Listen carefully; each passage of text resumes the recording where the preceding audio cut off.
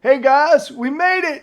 It's just a little bit more time. How cool is that? This Towne Rocks is about to air. So start your watch parties now. Invite all your friends. If you don't have friends, invite some enemies. If you don't have enemies, invite strangers. But just invite some people to like, share, and subscribe. It's going to be fun. It's going to be cool. It's going to be entertaining. And it'll be a great time had by all. So the countdown begins right now.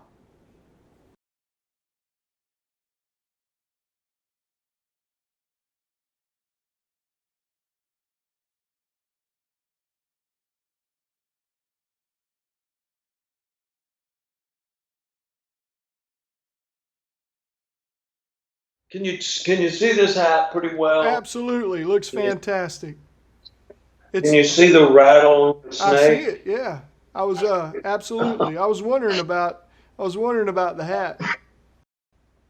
Okay. Well, here's a short story about it. Well, does it remind you of something that maybe Ronnie Van Zant used to wear? It absolutely does. You're a tree.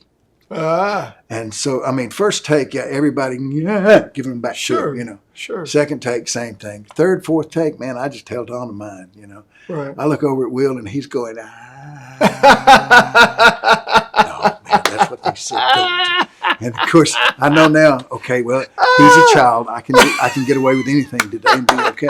So the story gets out, you know, and then all of a sudden, man, they did the Nothing Fancy record. And, you know, my old man would say to us, boys, one of these days, if you boys keep doing what you're doing, you're all going to have it made in the shade. Yeah. So the next thing you know, Ronnie writes a song and dedicates it on the record of Made in the Shade. He dedicates it to Shorty Medlock.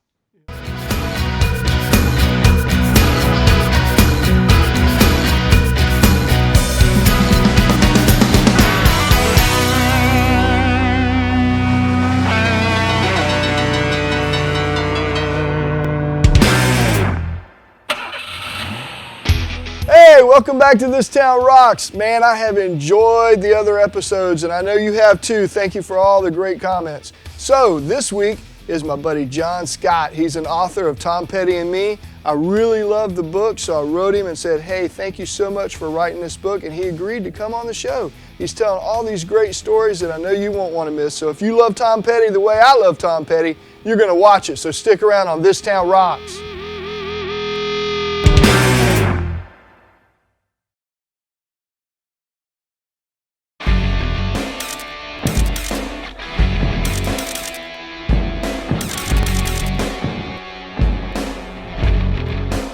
The coolest icon in music just got cooler.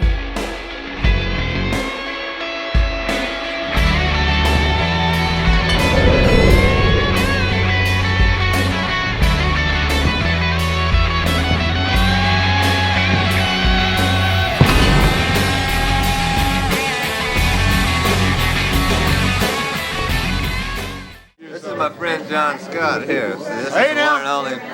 We call him Sizzling Memphis Jon Scott because he sizzles Memphis All the time. Watch this. Oh my Oh, I'm blushing. you know you're hot when I'll sit here and go psst on this man. Don't you know that? Watch it. It's Sizzling Memphis Jon Scott. Puts off heat anytime. I agree. Well, we've been here. Hey, John. It's so good to see you. Welcome to This Towne Rocks. Hey, Curt, I'm glad to be here, man. I really am. You got a cool show. Thank you so much. I really appreciate it. We've had the privilege. I've had the privilege of speaking to you before and talking and hearing some of these awesome stories. I was actually telling Steve and telling other friends of mine about your book, Tom Petty and Me, and I loved it. And I reached out to you, and I just wanted to tell you how much I loved it. And then I asked you eventually, to come on the show, and you were gracious enough to do so. I love reading books, as you well know, and I love reading music books in particular and music history books. And so I'm a Floridian, and I love Tom Petty, and so it worked out perfectly. And I appreciate you coming on the show, and I'd love to hear some of those great stories, of your relationship with Tom Petty. And so many cool things you've done. promo men. I mean, that's awesome. And I want to tell you this real quick. So I always loved all the promotional materials that record companies put out for the bands, especially in the 70s. It was the coolest ever. And as a kid going to record stores, colored vinyl, I had to get them, Colored vinyl and, everything. Yeah. Yeah, I used to love a that collector's stuff dream. growing up. Yeah. Yeah, it's awesome stuff. And you got to see a lot of that, I'm sure. I'm sure you had some really cool Tom Petty, promotional stuff.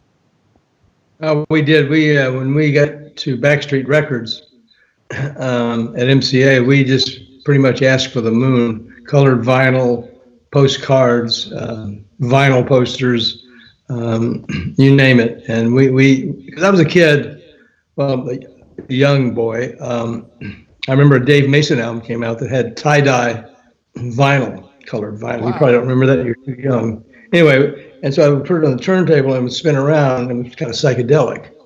And so I always kind of remembered that. How cool is it to have colored vinyl, or something different? Actually, I don't know if you know this. We on the second album, You're Gonna Get It. I talked Tom into writing some secret messages on the inside of the groove. Ah. You probably don't know that. Hello? I'm sorry. Yeah, so you were saying you talked to him about writing some secret messages? Yeah, on the inside of the groove, I said, hey, Tom, it's a pretty cool thing. We can write anything we want to on the inside of the groove. And, when the record goes to the last, the turntable goes to the last, needle goes to the last song. On the inside of You're Gonna Get It, we wrote, is anyone there? ? And we turned it over. It said, listen to this in headphones. And we didn't really tell anybody. People kind of started discovering it. And I like doing fun things like that, different. Yeah, that is way cool. I actually saw an early Skynyrd album that did that. And someone brought it to my attention, and I'd never seen it before. I only saw it on that one pressing, and I just thought it was super cool. They bought it when it first came out, and so that's really cool. I love stuff like that. And me too. I love all those things. And tell me how you first met Tom. How I first met Tom? Well, it goes back to, I was a DJ in Memphis at a very, very powerful FM station. It was a 400,000 watts FM station, and we could play pretty much whatever we wanted to do. And we were playing records before anybody in America. At least that was our goal, and good records. And I loved being in radio. I knew I was going to be in radio when I was 10 years old because of my mom. And promotion men started hanging around our station because they knew we played pretty much whatever we wanted to play. Back when DJs had, the authority and the ability to play what they wanted to play. And so these promo guys came around. They're really cool guys, and I got to know a lot of them. And all of a sudden I found out that they made more money than I did. And they had expense accounts. And I thought that was cool. And then I started thinking about it. I said, well, I'm turning listeners onto new records. And a promotion guy turns radio people onto new records. So it's kind of the same thing. And I really hated leaving radio. I really did. But to be a promo man, that was just like the ultimate. Because, God damn it. Sorry. To be a promo man, that was the ultimate because in 1965, the Rolling Stones put out a song called Under Assistant West Coast Promo Man. And when I heard that song, I knew I was going to be a promotion man because it sounded like a really cool job. So fate has it, I turned out to be a promotion man. So I went to work as the local MCA Records promo man. And there are promo women out there too, but it's commonly known as promo men. And probably wouldn't work too well in the Me Too movement right now. But anyway, so my first assignment was to drive Olivia Newton-John into they flew Olivia into Memphis, and our job was to try and get our record played. And we had dinner with the top 40 station in Memphis, and they didn't seem too excited about the record. And then our job was to drive to Nashville to have dinner with Scott Shannon at WMAK, who's a very, very famous guy who just has broke so many records on the AM top 40 side of the dial. And as we're driving up there, I pull out a cassette, hand to Olivia, and it's all the new songs that MCA Records has coming out. And we popped it in and listened to a couple of songs, and a couple of them were pretty good, pretty bad. And all of a sudden a song called Depot Street came on. And we both started kind of bopping our heads like, hey, this is a pretty cool song. And she said, yes, good, but their name is Mudcrutch. And I said, Mudcrutch? She said, it's kind of a silly name. Why would they name a band called Mudcrutch? I have no idea, but I like the song. And this kind of ties into the story a little bit later on. But I went to the FM station in Nashville, and they listened to it, and they said, hey, we'll add this record to our playlist. And I remember calling my boss right away going, hey, I got my first radio ad as a promo man. And they said, what is it? I said, Depot Street, Mudcrutch. They went, John, Depot Street is a single, and it's not on an album, and we're really not promoting this record. So go work the Olivia Newton-John record. Forget about Mudcrutch. And I forgot about Mudcrutch. Had no idea who they were. All I knew was I loved that song. And then later on, of course, in the story, when we talk, Mudcrutch, comes up again in a very serendipity way. But so yeah, I love being a promo man. It was a great job. It was a fantastic job because I got to hang with bands that I grew up listening to, like The Who and Elton John and so many others, and Lynyrd Skynyrd. I met them when they moved me from Memphis to Atlanta to do regional promotion then instead of local. And that's when Skynyrd released their first album, pronounced Lynyrd Skynyrd. So I became really good friends with those guys and hung out every night at a little club called Richards. And they play, the place is always packed. They played every night, this probably 300-seat club. And Skynyrd, as you probably know, were pretty wild guys. They were pretty much a wild guys, but they were wonderful people. I mean, but they sometimes, if one band said something to the other members, a fight would ensue. Right. And they were serious, man. They were badasses. But if they liked you, you're in for good. And so happens we got along really well. And so then fast forward to, I was moved to Los Angeles as head of MCA album promotion, and in Los Angeles. And of course, at that point, I was on the back lot of Universal Studios. You can't even imagine what that's like. Back where you see movie stars right and left as you walk out the door, and they're all filming their shows there. But anyway, I got to fly with Skynyrd when they were on tour. I would fly with Skynyrd for 2 weeks at a time and make sure that, everything was in place. Radio guys were going to this concert. We had a little party beforehand. And it was a great job. I mean, I was in love with Lynyrd Skynyrd because there's not a band in the world that can follow Freebird. No. Matter of fact, they opened for The Who one time. They were both managed by the same people at the time, and they opened for The Who in Oakland with 60,000 people out there. And when they played Freebird and left the stage, people chanted for 45 minutes, Freebird, Freebird, Freebird. Oh, wow. The Who had never seen anything like that before in their lives. And they had to delay their show for about 45 minutes until the crowd quieted down. Wow. And you know what it's like being in a Skynyrd concert. It's crazy. It's yeah. And when you finish, like I said, all their encores, Freebird, you can't do anything to. No, you can't. No. You can't touch that. But Matter of fact, there's this great picture in your book of you and Ronnie, and we'll definitely have it up there so everybody can see it better. But Ronnie giving you a kiss, that's pretty cool, man. He's giving you a gold record and kissing you on the cheek. I mean, that says it all right there, right? Right. I've never seen Ronnie Van Zant ever give anybody a kiss, but I definitely accept it because we'd worked really hard on Lynyrd Skynyrd, and that picture was taken at the Universal Studios commissary.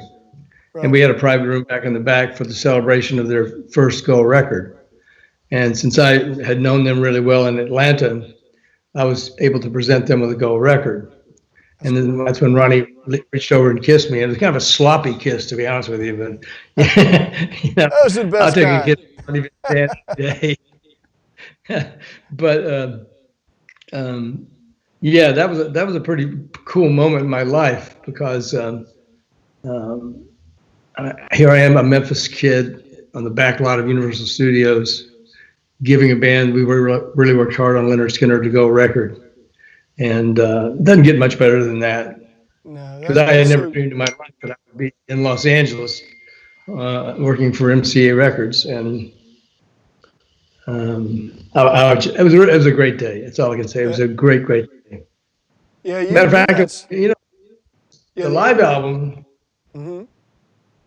The live Skynyrd album, One More from the Road, they asked me to put a picture of myself on the inside sleeve to thank you for all the help, and a few other people as well. Cameron Crowe has got his picture in there, and I don't know if you know anything about Atlanta. I'm sure a lot of people watching the show will, but there's a restaurant called The Varsity. It's a hamburger, hot dog, drive-in place, and it's really cool. And I grabbed a varsity hat from one of the guys who worked there and put it on my head. So if you go out to the inside sleeve of of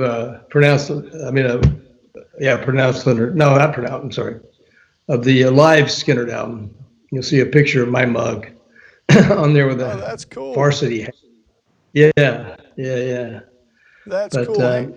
Hey, I'll tell you what, we got a break for a sponsor. We'll be right back.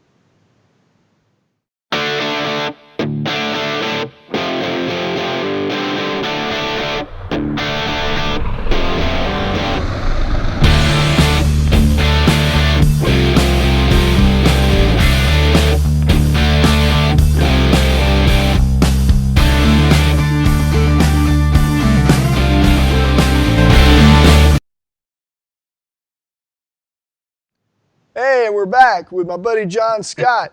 I tell you, those are awesome stories, man. Those are awesome stories. I got to know, so the first time you met Tom Petty at the Whiskey, I love that story. Would you share that with us? Absolutely. Well, as you may know or may not know, I went to work for ABC Records because I was fired by MCA Records because I loved a kid named Johnny Cougar. And they didn't. I loved everything about him and predicted he would be a superstar. And they hated him, his manager, his music. And I did everything I could to get him promoted. And they fired me because of that. I just wouldn't stop. I mean, I hear music that I think is good. I go through a brick wall.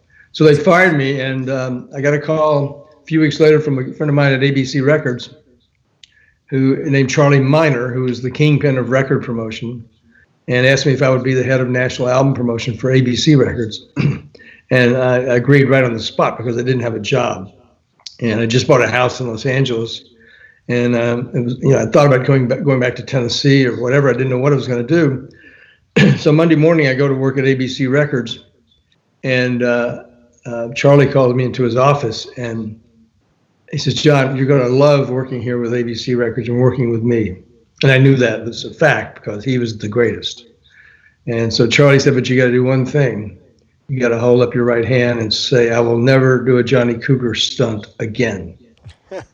And I think I had my fingers crossed behind my back, Curt, if you want to know the truth about it. But because, like I said, I'll go through a brick wall for a band I love. And so he said, you can't get involved with with bands that we're going to drop or bands that we have no interest in or bands that we signed and we're just not going to promote them. And I said, I will never do that again because I valued that job. And 3 days later, I hit another brick wall because I was opening my closet. Skip just jumps a little ahead of meeting Tom, but I opened my closet door to get my jacket out, and an album kind of tumbled down in a white jacket. Nothing on it except the words 10/76. And I assumed at the time it meant this album came out in October 76. And I pulled the vinyl out, and there's nothing on the vinyl. No names of songs. But something told me to sit down and listen to that record. And I did. I sat down, I heard Anything That's Rock and Roll, first song, and I'm kind of grooving on that song. Then I hear Breakdown. And I am literally, chill bumps are all over my body and my hair standing up in my arms. I'm going, holy crap, this is an incredible song. And I listened to the whole album, and American Girl finishes it. And, American Girl is probably one of the coolest songs in the world. And I was so, to be honest with you, I was in a trance of some sort because of that music. And I locked my door, put headphones on, and listened to it again. And it even blew my mind even more. And so if you've never listened to Tom Petty and the Heartbreakers' first album on headphones, do so, because there are things going on in that. They go back and forth. And anyway, so I ran to my boss and I said, who are these guys? He looked at the white piece of vinyl. I handed him the vinyl. He put it on the turntable. He said, yeah, that's that. 10 seconds later, he said, that's that Tom Petty and the Heartbreakers. They're a punk band. And I went, wait a minute. Wait a second. You say this is a punk record? You haven't even listened to the record. He said, no, John, that's what radio stations are telling us. The record's been out for 8 months. We've sold 12,000 copies. And we're going to drop the band from the label. And I just wasn't buying that it was a punk record, number one. And number two, I told him, this is probably one of the greatest records I've heard in years. And he was like, John, you're doing it again, the Johnny Cougar thing. You can't do it. I said, just give me a chance to try and get this record played at radio stations. I think my friends will love it. And he said no. And I am really, in my mind, doing backflips because I know what I heard. And so I got down on my knees and I begged him to give me 6 weeks. That's all I wanted, 6 weeks to try and get airplay on this record. And he said, well, I'll kiss your ass on the Sunset Strip if you can get this record played. And I didn't even care what he said, He was like, I'll fly barbecuing, we'll have a party, and he'd make up all kinds of stuff. I didn't care. So I went back to my office and started calling radio stations. And the majority of them were friends of mine going, well, isn't that band like 8 months old or a long time ago? Ain't it a punk band? And I'm going, oh, my God, what is wrong with people thinking this record's a punk band? And as it turns out, Tom's first album, he had a black leather jacket on, bullets around his neck, smirk on his face, and long blonde hair. And I guess to some people that meant that it was a punk record. But so many radio stations didn't even listen to it. And it's a really cruel part of the industry when, somebody can listen to a record for 30 seconds and just dismiss it. And there's so many bands I'm sure that's happened to. Sure. But so I just kind of kept going, and by chance, by fate, a good friend of mine named Charlie Kendall came to town, to Los Angeles, to start a new radio station right around that period. And I took it over to Charlie's house, and he listened, and he took the headphones off, and he said, my God, this is one of the greatest records I've ever heard in my life. And I'm kind of going, thank God, somebody believed. And anyway, he said, are they any good live? And I went, I don't know. I just picked it up by accident 3 days ago. But I do know they're playing at the Whiskey this coming Saturday night, opening for Blondie. And he said, we're going, right? I said, hell yeah, we're going. And so we went to the Whiskey. And I'm kind of praying. We're sitting waiting for the band to open. There was 10 or 15 people in the crowd. Nobody knew who Tom Petty was. And I was praying, please don't be a punk band. Just be a rock and roll band. And they came out, and all of a sudden, they all had their own coolness factor. Like Tom had a scarf on, and Stand's looking good. The whole band's looking cool. And they opened up with "Oh Carol," the Chuck Berry song, and it just knocked us back about 3 feet. And we looked at each other like, this is a rock and roll band. And they played Breakdown next. Excuse me. And Charlie leaned over to me after the song. He said, "I'm going to start playing this record Monday morning, once an hour, every hour." And sure enough, he said, "This is a hit record." And so the band did about a 30-minute set, no encore, but every song, was like Luna, Listen to Her Heart, whatever. It's like just killer stuff, And so I wanted to meet this guy, Tom Petty, because I knew I had secured an ad on a radio station. For a promo man, that's like, it's in your pocket. You got an ad to their playlist. So I went upstairs, and Charlie and I did, and there was no security at the opening band's dressing room. So I just walked in and said, I looked around, Tom's wiping sweat off his face, and I said, "Hey, Tom Petty, my name's Jon Scott. I'm the new head of album promotion at ABC Records." And he said, "I don't give a damn who you are. I hate ABC Records."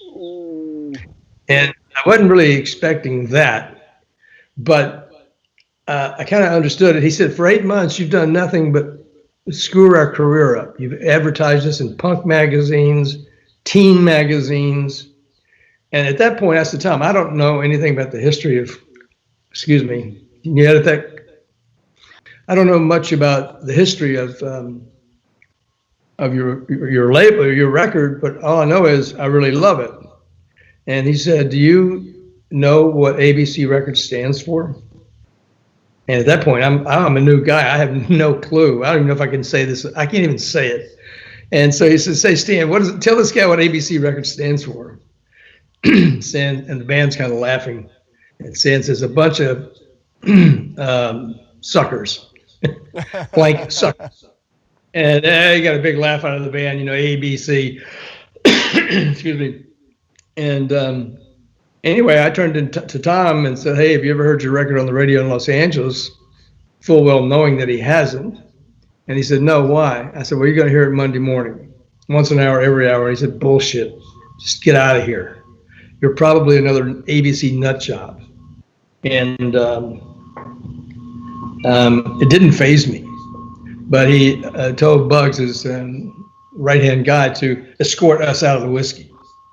And as I'm walking out, I knew that I had heard the record. Now I had seen the band, and there was no doubt in my mind that these guys were superstars. So I just turned to him and said, "Hey, Tom Petty, I'm going to break your career wide open." Oh my God, man, laughter, bullshit, whatever, just came flying out of his mouth. And I kind of got it because he'd been beaten up by the record company. And even though he had started getting fans over in Europe, nobody knew him when he came home. And so Bugs is leading us out of there, and I just again turned around and out of the blue said, "Hey, Tom Petty, my name's Jon Scott. When you hear your record on the radio, you're going to think of me. Don't you ever forget it." Oh my God, the laughter, he said, "Another ABC nut job promising things they can't do." And so Charlie and I, we walked out of the whiskey, and we were laughing because we knew he had no idea what was in store for him. And on Monday morning, Charlie Kendall started playing that record once an hour, every hour. And all of a sudden, he started getting calls from listeners going, who are you playing? And he called me up and told me, he said, "I'm getting tons of calls from people already saying, who is this band?" And so on Wednesday, Charlie Kendall called and said, "You won't believe this, but Tower Records just called and said, 'Who are you playing? People are calling about this record.'" So they ordered 250 copies of an 8-month-old record, which really, you probably know, doesn't happen very often. And I remember the ABC sales guy coming in going, "Hey, what's going on here?" I said, "I'm just going to break this guy's career." I'm just kind of saying that, but I knew I could do it. I just knew, Sure. kind of. I was at the mercy of the radio stations, but all of a sudden, people were finding out that if you played the record, it started selling.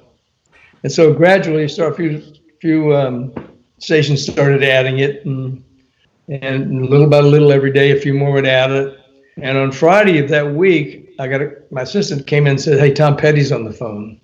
And I said, "Oh God, it's either going to just give me a bunch of crap or, what?" I didn't know what. So I went, "Hello," and he went, and Tom's got a great Southern drawl, being a Florida boy, you know what that's about. Oh, yeah. And he said, "John, this is Tom Petty. Are you serious in what you told me? Because my friends are telling me they've heard my record on the radio." I said, "Tom, I'm as serious as I can be. I'm going to break your career." And it was kind of silence for a few seconds, and I didn't know what to expect. He said, "Can you come over to my house tonight?" And I couldn't grab a pen fast enough to write down the address. And so I think it was in an apartment in Reseda. I can't remember exactly where it was, but he was living in Reseda near a freeway, running through the yard. But I went over there and walked in the door, and he was a lot nicer than he was at the whiskey. I'll tell you that. And I walked inside, and he said, "Hey, you want to come outside and smoke a peace pipe?" And of course I did, because he wanted to get to the point, if you know what I mean. Anyway, we went outside and talked, and I told him about my career, about working with Skynyrd and The Who, and I didn't tell him about Johnny Cougar, though, because I knew he would go, ooh, Johnny Cougar. Anyway, thinking I'm really in that job. But I told him about my career, and I asked him, I said, have you ever been in any other bands that I might know of? He went, "No, you never heard of them. They're called Mudcrutch." And that's when I said, "You mean Depot Street?" And he went, "How the hell do you know Depot Street? There's only 3 stations in America that played that record." And I said, "Well, I'm the guy who got one of the stations to play your record." And at that point, it was kind of like one of these things where this is a serendipity moment in both of our lives. I'm talking to a guy that is now my favorite singer in the world. And he's looking at me like, "Who are you? And why are you in my life?" But I look at it as that was supposed to happen. Sure. There was no doubt in my mind. It wasn't a coincidence. Absolutely. I was supposed to be at his house, staring him in the face, going, "Depot Street." And at that moment, we bonded.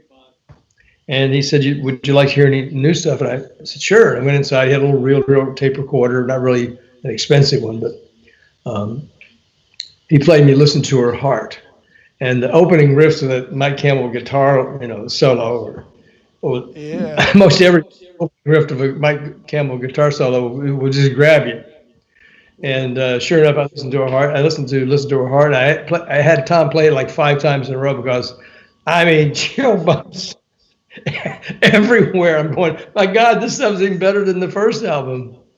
And so, I left, and as he's walking me out to the curb, I said, I repeated again. I wanted to make sure he knew that my name's Jon Scott. Don't you ever forget it. And he kind of shook his head, like, yeah, he didn't know what was going to happen.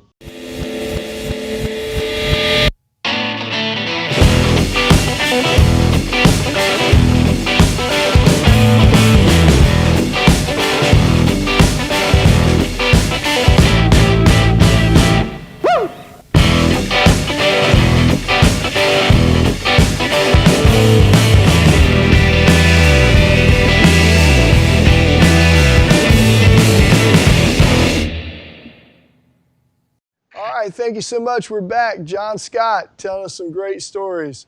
So you were saying, John? I'm glad to be here. Anyway, so I left Tom's house, and it was one of those things where all of a sudden stations started playing the record around the country. I think I said that before, but and I got to go on the road with the band. We became friends. I met the whole band. Matter of fact, I invited the whole band over to my house because they didn't have a lot of money. And I remember going to their apartment one time, and they were eating pizza. So I invited them over to my house, and I flew in some ribs from Memphis, and of course the Sun Records. I had some Sun Records T-shirts that I gave everybody. But anyway, we just became friends. Those guys are the greatest in the world. Mike Campbell, coolest guy in the world. Ben Montez, coolest guy in the world. Stan Lynch, cooler than cool. Von Blair, the coolest. And here's this guy singing lead on that just was going, one of the greatest singers I've heard in a long time, Tom Petty. But anyway, so I got to go on the road with them. They invited me on the road with them after that. And the first concert I went to was in Santa Cruz, California. And a small auditorium, and there's about 1,000 people there. And Tom played an incredible show. The band played an incredible show. And they did 6 encores. The crowd would not let them leave. Wow. And after the 6th encore, it was still clapping. And I went backstage and said, Tom, they want more. And Tom said, we don't know any more songs. So finally it quieted down. But I knew at that point I was witnessing history. Every night they played, it was historic in my mind. Because Tom's motto was he wanted every concert to be better than the last, and every album to be better than the last. And he sure did that, night after night after night on the road. So I really kind of neglected my duties at my record company. And finally they told me, you got to get off the road with this guy. And I didn't want to. I did get to go home back to the record company, and they played me a record. And they said, look, this is a rock band, but they have a record out. It's kind of long and jazzy. And I kind of went red flag, long and jazzy. And they said, if you can't get this record played, we won't be upset. And I'm like, nobody's ever told me that in my life, that if I can't get a record played, they're not going to be mad at me. And I sat down, I heard they call Alabama the Crimson Tide, Call Me Deacon Blues, which was Steely Dan's Asia album. Oh, yeah. Immediately, that thing took off like wildfire. And we edited the single of the song Deacon Blues, and had that on one side of the album and a shorter version on the other side. But it just took off. So I was back on the road with Tom Petty. It was like in and out, you know. But it was just an incredible thing to be on the road with these guys, because they were the nicest guys in the world. And after a concert, they were after a concert, they put on all the shows, you know. And on the tour bus, we would just come back, smoke a joint, and sit and tell stories, because we were going to another city. But it was a great time, because we had some good stories about Elvis, my friend Elvis here. And Tom had met Elvis before. And Tom told me the story how he met Elvis. I think Tom was 8, and his uncle took him to Elvis was doing a film down in Florida. And I think Tom was 8 years old, and he said, I want to be a rock and roll star, after he saw Elvis. And yeah. I kind of had a similar experience, but I was a little bit older, and I was working at a movie theater. And Elvis used to rent out movie theaters at midnight for his friends, so they could all be in one, together, and not be besieged by autograph seekers. So we would close the place down at midnight. His whole entourage would come in, about 40, 50 people.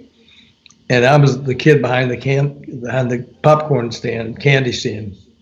And I was nervous as hell that night. And somebody starts walking towards the candy store. And I thought, well, this is probably one of Elvis's, guys. And no, it was Elvis Presley himself walking over by himself towards me. And I'm 16 years old. I'm shaking in my boots going, holy crap, it's Elvis Presley. He says, and Tom and them were all listening really intently to this story. And he says, I said, Elvis said, how about a couple of boxes of those Raisinets? And I'm shaking, handing Elvis a couple of boxes of Raisinets candy. And I asked Tom, I said, you know what he said after that? Tom went, no. I said, thank you very much. And,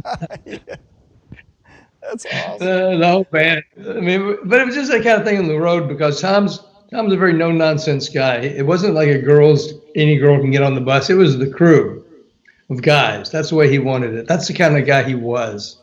It wasn't a sex, drugs, and rock and roll band at all. And that's what I love. One of the reasons I loved him, because I had worked with bands that were pretty loose on the road, and that this was a completely different experience touring with Tom Petty and the Heartbreakers. But Yeah. so That is. and then it's a pretty crazy story. And then more stations started adding the record. We're still in the first 3 weeks of this record, and I called San Francisco, a radio station called KSAN, and they had been a big believer in Tom Petty in San Francisco, as had KSJO in San Jose. But I called Bonnie Simmons and I said, "Hey, Bonnie, can you start playing Breakdown again? Because we're going to make it a single." And she went, "John, we've already been playing this record for 8 months. How can I start playing Breakdown again? Give me something new. Give me something live." And when she said live, I went, bingo. So I went back to LA and asked Tom if he had to record live in any studio, what studio would it be? And he said Capitol Records. So I convinced Tom and his manager, Tony Dimitriadis, and the radio station KWST to do a live recording. And they had 50 contest winners in the audience at Capitol Records. This is where the Beach Boys are recorded, and Frank Sinatra and all the greats. And I just told Tom, I need a kick-ass version of Breakdown. In this concert he was playing live on the radio. There was no stage. It was like kind of a strange thing, but anyway, he gave me a kick-ass version of Breakdown, and we took, I think it's on the American Treasure box set, that version, and I took it and put it on a reel-to-reel with a copy of the album, and I think on the letter I put in there, I said, "Don't look at the album cover, just play the fucking record." And and so we sent out about, I don't know, my assistant Marcia Costa and myself, we sent out about 200 copies of that 7-inch tape and the album to radio stations. And all of a sudden, FM radio stations started playing this live version of Breakdown. And in my mind, that's one of the ways that Tom Petty started breaking big time. And then, although there were still like 90 stations in America not playing the record, which was because music consultants had just came into the picture. The guys who recommended stations what to play, and they would, if they were number 2 in the market, they would probably hire this company to try to get them, they were playing the right songs, and the company did research, but they controlled 90 FM stations around the country. And I just decided, well, I've come to a point where I've got to get more. And I went to, first stop was a radio station in Dallas, Texas, and they weren't playing Tom. And the morning guy was the program director, and he was on in the morning, and he said, "Hey, John, come and go have a seat in my office, and we'll go to breakfast." And I knew before I left LA, Charlie Miner, my boss, had walked in and said, "John, look at Billboard. We're 177 on the chart, 200." And I was just like overjoyed, just to even see what, Tom Petty and Heartbreakers at 177. And so I saw a billboard sitting by his desk, and I said, "I gotta just look again." And I opened it up, and there it was, 177 on the charts, but there was this big circle on it that said, "Jon Scott, hype, do not play this record." And I lost it. I completely lost it. I said, I'm screaming at the guy, "Who did this? Who said that?" I was my consultant in Atlanta, Lee Abrams. I like Lee Abrams, he's a good guy, but he was telling radio stations what they could play, what they couldn't play. And a lot of bands were getting hurt by it. A lot of promotion guys didn't like it. So I flew immediately to Atlanta to meet Lee Abrams and tell him that I was going to break Tom Petty's career. He better follow along. But it wasn't that easy. You didn't want to tell Lee Abrams what to do.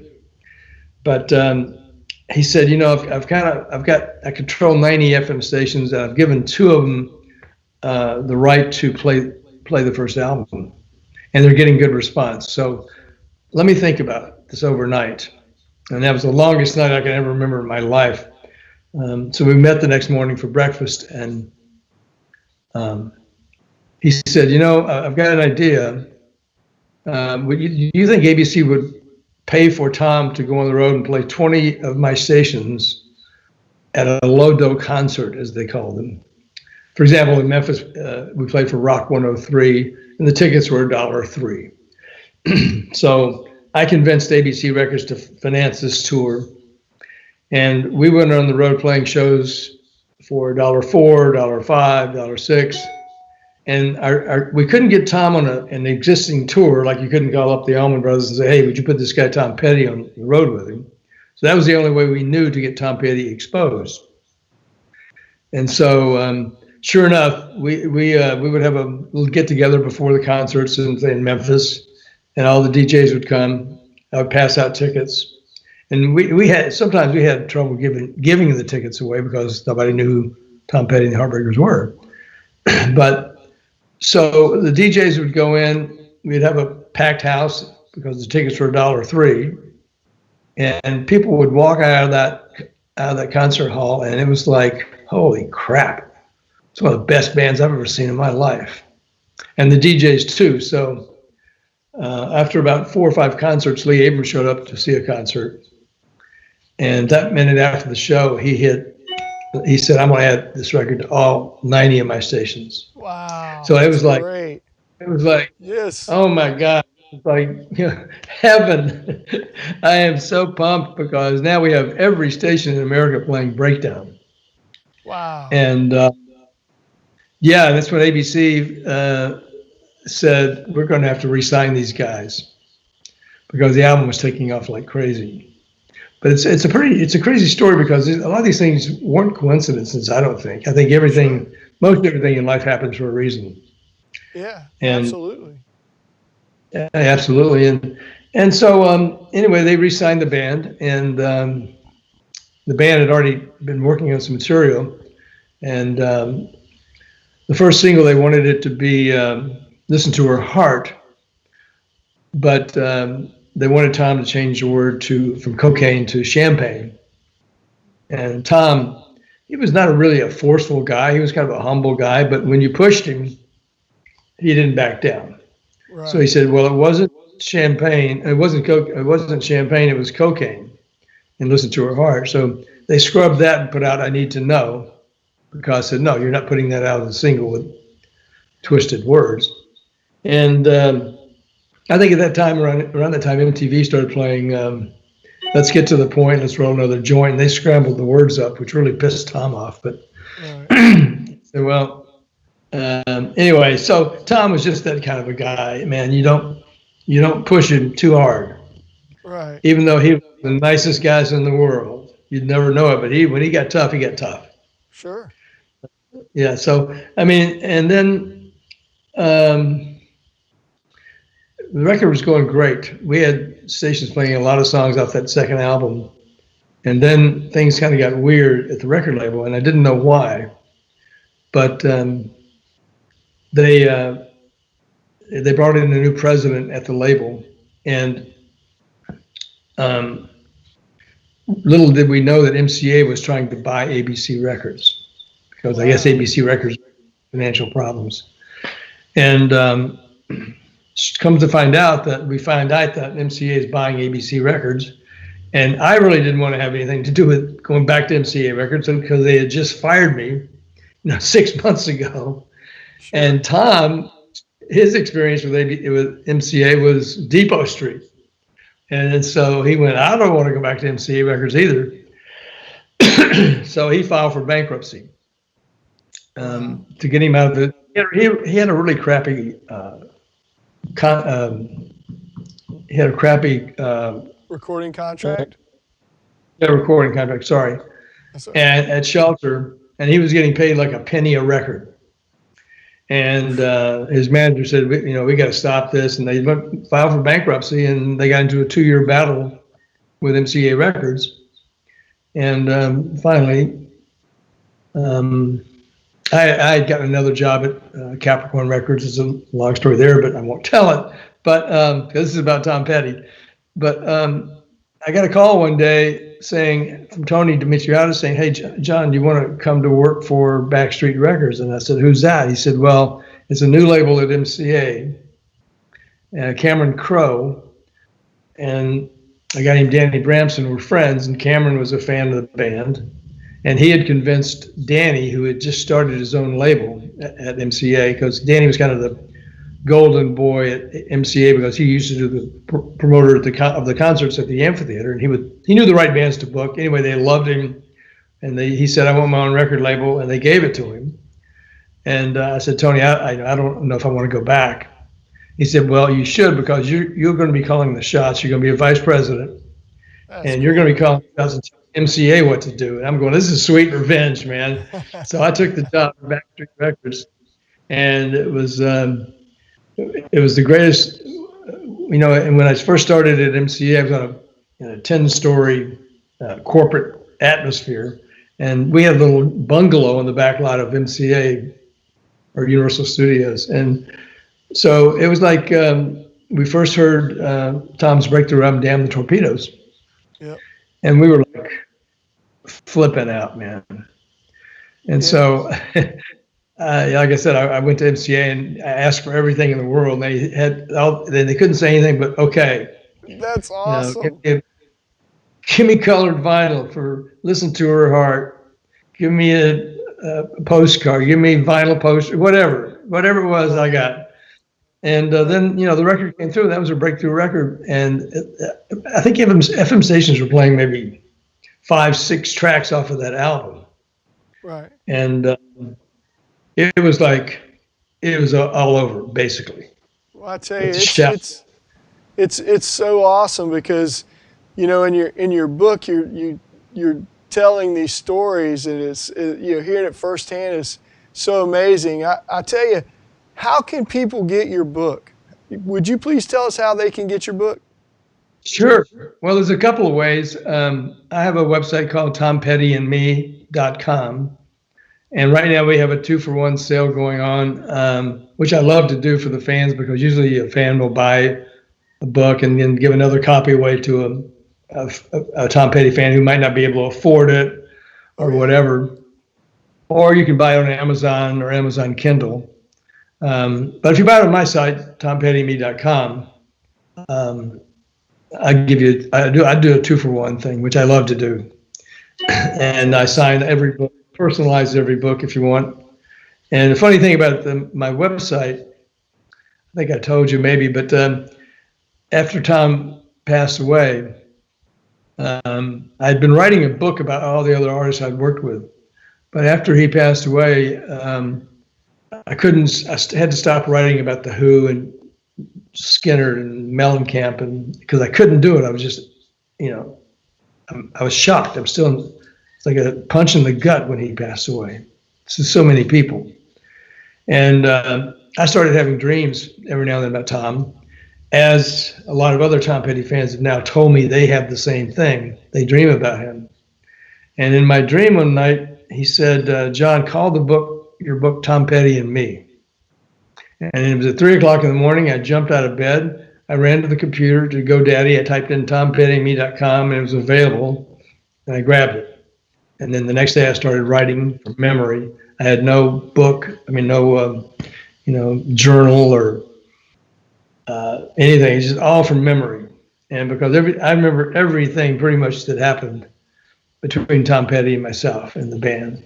So I started writing, and the book came out on his birthday, October 20th, 2018, and it's still going. People are still finding out. Yeah, and I had a couple offers for the book, but I really didn't. They wanted all the rights to my book, and I just said, I don't want that to. It's my story. Right. And so I became a self-publisher, and it's been a great fun to wake up in the morning, see the book orders come flying through, and. Well, you're gonna be seeing another one, because I want to get one signed to me. And I'll be giving some Christmas presents. I'm just going to let you guys know now. Some of you guys are going to be getting this book. But thank you so much for coming on our show, and we appreciate you so much. I am so grateful. Jon, thank you so much. It is a pleasure to know you, and I hope to run into you maybe in Gainesville at Tom's birthday or something like that. They have big festivals or wherever. But I'm usually on the road with my band. And when we get back to doing all this, I really would just love to meet you and get in person and get to know you a little bit better. But thank you so much for coming on the show today. Are you kidding me? Thank you for having me, number one. And the other thing I can tell about you is you're doing this right from your heart. And I can tell that. And that makes me feel really good talking to somebody like you who tells a story like me from the heart. Thank you. And it's a pleasure. Now, I got to tell you, Elvis is here with us, right? Tom and I loved Elvis. Usually he'll talk every now and then. Thank you very much. Thank you. Hi, this is Elvis Presley. Well, thanks for letting me talk to you. Oh, Thank you very much. Thank you very much. Thank you. Thank you very much. Thank you so much, Jon. So we'll have you back sometime. Thank you, man. I'd love to come back on your show. Thank you so much. Take care. One friend in particular I want to dedicate this next song to is a guy named Jon Scott. You don't know him, but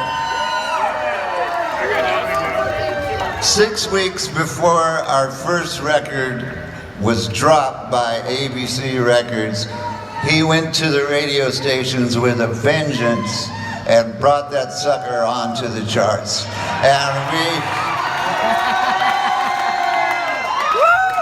And it wasn't easy. We're forever grateful. We're going to dedicate this to him tonight. This is I Won't Back Down.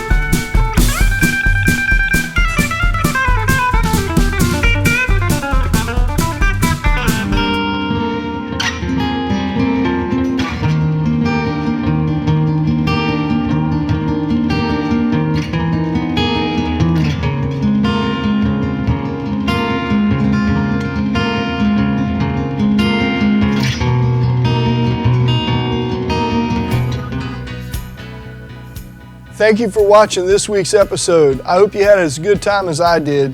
Jon Scott told us some amazing stories. We had such a great time. I really love his book. I highly recommend it. If you get a chance, go to the links below and go buy his book because it is worth buying. Any good Tom Petty story is worth having. So have a great day. See you here next time. Please like, share, and subscribe. Tell all your friends. We'll see you on This Town Rocks. You put me out on the side street. It's a cold war on the concrete. And baby, your love is so bittersweet. It's gonna be the death of me. Roll me over like a cyclone. Call my name on the tombstone. Baby, when I'm dead and gone, you'll be standing in a cold, cold rain. Oh, yeah. I've been ransacked. Hi, this is Jon Scott, the author of the book Tom Petty and Me. And I want you to know you're watching my friend Curt Towne here on This Town Rocks, okay? You're giving me a heart attack. Roll me over like a cyclone. Call my name on the tombstone. And I want to know what gets you amped.